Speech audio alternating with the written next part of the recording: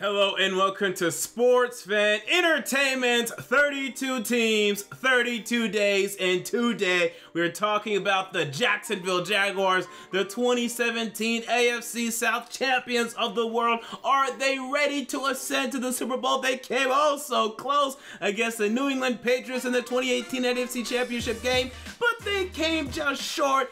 Are they ready to go there? And now we're going to discuss that today, discuss this team's strengths, its weaknesses, give you my statistical projections for some offensive fantasy players, give you my bold predictions for this football team, and end this video with my official win-loss record prediction for the Jacksonville Jaguars. So let's start by talking about this team's strengths, and we must start with a defensive line. We must start with Calais Campbell, who plays a bit of a hybrid inside-outside role for the Jaguars. Either way, he's an absolute stud. 14.5 sacks last season for Calais Campbell. That was ridiculous. And he led the way for what became known as Sacksonville. Okay, this man was an absolute beast leading the way. And he was backed up by Yannick Ngakoue, who had 12 sacks of his own following 8 sacks in his rookie season. He has entered this Jacksonville Jaguars squad and has been better than their number 3 pick overall, Dante Fowler, who we will discuss next. Now, Dante Fowler, look,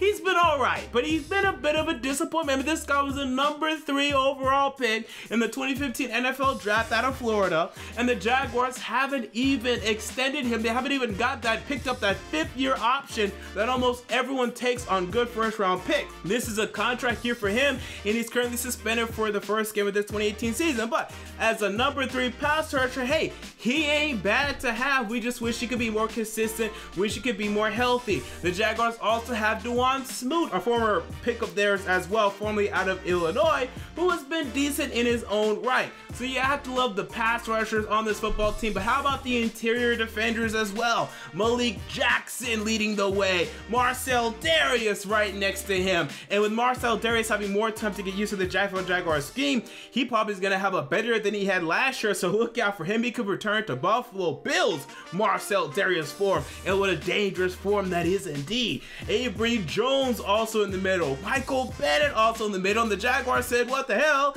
let's just draft a first-round defensive tackle too. So they have Taven Bryan out of Florida joining this front, Malik Jackson, Marcel Darius, Avery Jones, Michael Bennett, formerly out of Ohio State, and Taven Bryan all in the middle of this defense.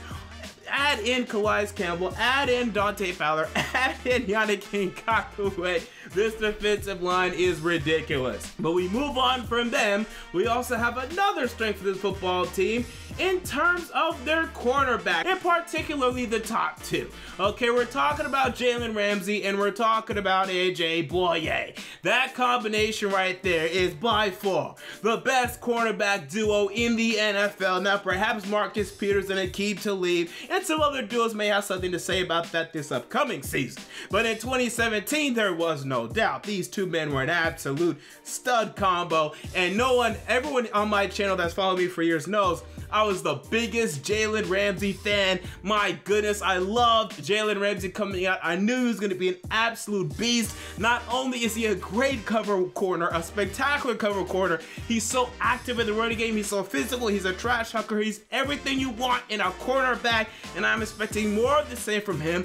I'm expecting him to continue to solidify himself as one of the best cornerbacks we've seen post-2000. I believe that much. I believe that highly of Jalen Ramsey. I'm expecting more greatness from him. And they have Jalen Myrick behind him. And they have DJ Hayden on the roster as well. So there is some decent depth, but it is a huge drop-off from Ramsey and Bouye. But when you have Ramsey and Bouye, that position is still very much a strength to me. We also have good linebackers in Jacksonville. Myles Jack, who will be playing more middle linebacker for the Jacksonville Jaguars after they have now lost Paul Posluszny, and I think this is a role that he may actually excel at. Myles Jack returning, Telvin Smith, he's always running around and doing his thing. That's a nice linebacker duo.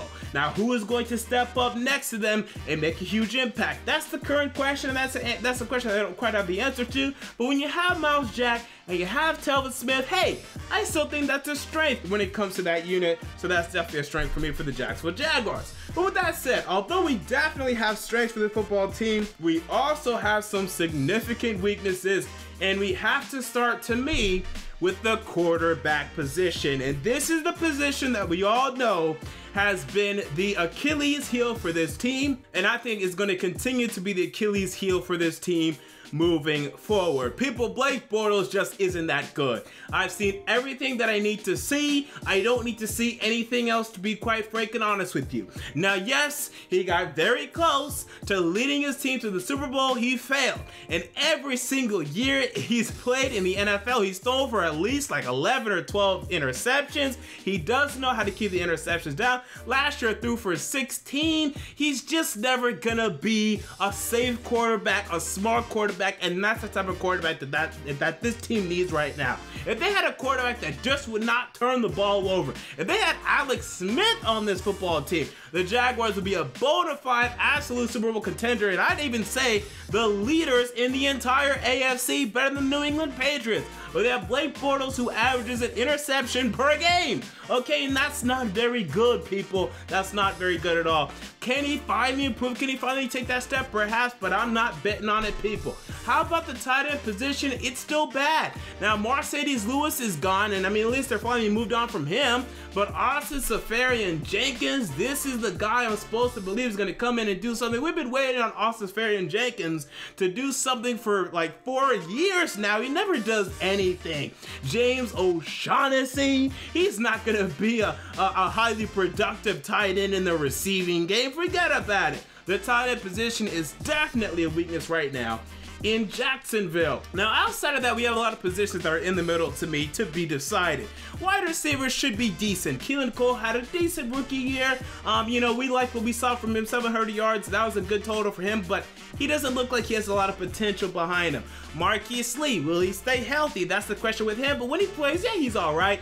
But there's not a number one wide receiver on this roster. There's not a wide receiver one on this roster. Now, they signed Dante Moncrief. They're expecting something from him. I'm not expecting anything from him. He's never healthy, and when he is, he's okay. Okay, so I think the wide receivers can be problematic. Now, they did draft DJ Chark in the second round at LSU, but he has been impressing in training camp. That concerns me. D.D. Westbrook, he's young, he's a little inconsistent, and that combined with the passing game concerns me. We're going to discuss that moving forward as well. The safeties and Deshaun Gibson and Barry Church, they're okay. They're decent. They're pretty good, so nothing much to say. They're in the offensive line, has its issues, but it's getting better as Cam Robinson improves on the left side, so not much really to say there. We move on to my statistical projections for the Jacksonville Jaguars. Let's start with Blake Bortles. And people, I'm sorry.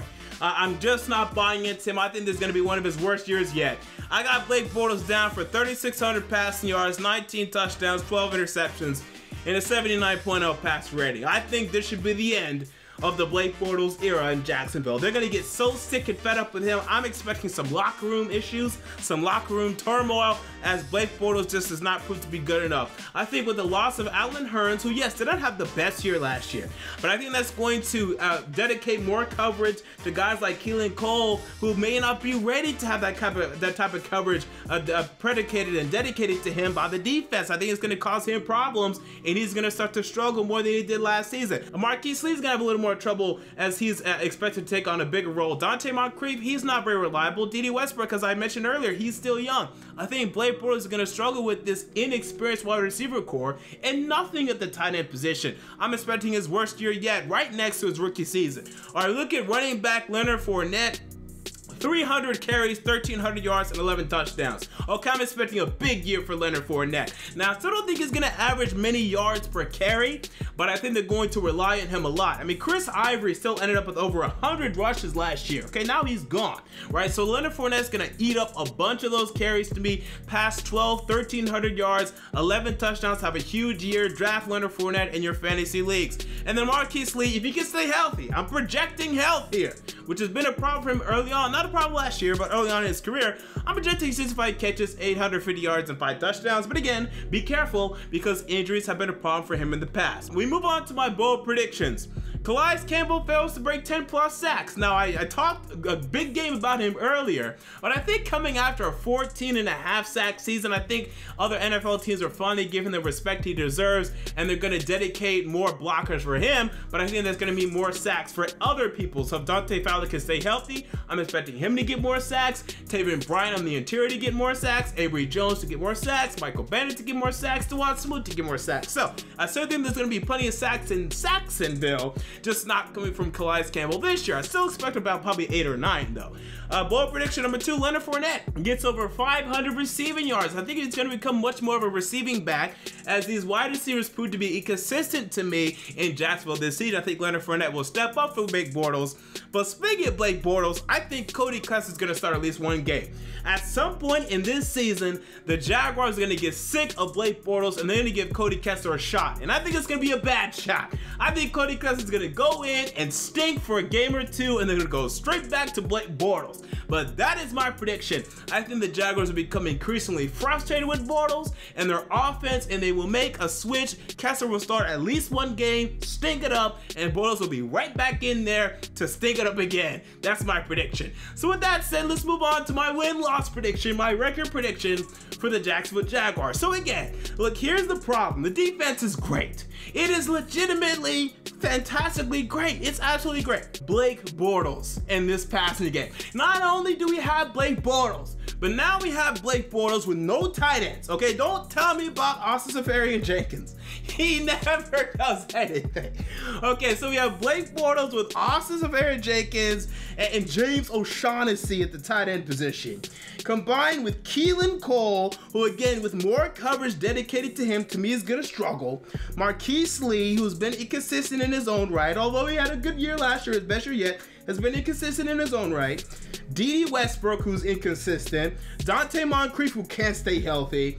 Why am I supposed to believe in this passing game? I'm seeing turnovers that are about to happen here. I'm seeing struggles. I'm seeing problems. I'm seeing things that will not be the way we want them to be. Now, Leonard Fournette, I expect will carry the load and do a decent job at that. But even he only had 3.9 yards per carry last season because no one respects the Jacksonville Jaguars passing game, and I'm expecting more of the same. So I think he can only do so much. I don't have him down for 1,500, 1,600, 1,700 yards. I don't have him down for that. My prediction is 10-6. Okay, so it's not that bad, but I warn you, because if you don't think you can have a bad record with a great defense, you are wrong, my friend. The Denver Broncos last year went 5-11 with the 3rd best defense in the league. Only a couple years ago, the Houston Texans have the #1 defense in the league, and they only went 9-7. Make no doubt about it. Just because you have the best defense in the league, that doesn't mean you're gonna win 11, 12, 13+ games if the quarterback position ain't there. The Minnesota Vikings during the 2016 season had a great defense, a top 3 defense, and they only went 8-8. If the quarterback position ain't there, if the offense ain't there, you still are very likely to not be a very great team. You can still be a decent team, still a good team. I have you guys down for 10-6, but not that 12, 13, 14 win team that you're expecting. Now, best case scenario, I'm wrong. Blake Bortles and this offense, they succeed, but even then, I can only project 12-4 because although I can see Blake Bortles being better than what I'm projecting, I still don't see him being very good. Okay, so I still can only say 12-4. And then worst case scenario, I think it could get ugly. I think it could get a little ugly and it goes down to 7-9. Blake Bortles absolutely stinks. The defense gets frustrated. The locker room starts talking. They start Kessler. He goes in, does a bad job. Bortles comes back, still bad. And then all of a sudden your division is better, right? The Texans are back. The Andrew Luck's back. The Titans are doing well. You guys struggle. It only goes 7-9. My prediction is 10-6, but I'm not going all on the Jaguars just yet. If they would have went out and signed Kirk Cousins or done something better than what they did in terms of settling for Blake Bortles, we'd have a different conversation today. But the fact of the matter is, after 4 years of Blake Bortles, I get it. He's not very good, and until the Jaguars get rid of this guy, they will not be true Super Bowl contenders to me. So there you go. Those are my thoughts on the Jacksonville Jaguars. What are your thoughts? Comment down below. I want to know. If you enjoyed the video, make sure to like, comment, and most importantly, to subscribe. I'll be back tomorrow for the San Francisco 49ers. I have a lot of Jimmy Garoppolo tape to watch tonight. It's going to be very interesting. This has been MJ of Sports Fan Entertainment, and I'm out. See you all later.